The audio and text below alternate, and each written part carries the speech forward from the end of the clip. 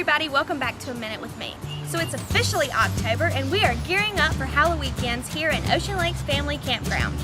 This year's theme is the Wizard of OL because let's face it, there's no place like your home away from home. So today I'm going to teach you how to make lollipops. So if you're staying with us for one of our Halloweekends, you can stick these at your campsite or annual lease site, and together we can turn ocean lakes into the land of OL. You will need pool noodles, cellophane or clear wrapping paper, rubber bands, fishing line, something for the base of the lollipop, we're using PVC pipe, and glitter spray. Step 1. Wrap the pool noodle tightly into a circle. Step 2.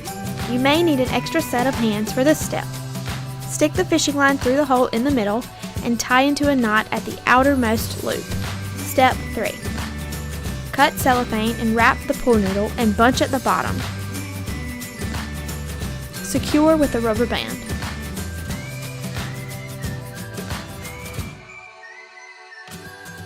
Step 4 is optional. Spray the lollipop with glitter or add a bow at the bottom for a little extra glam. And step 5. Brace the lollipop to either a PVC pipe or a stick.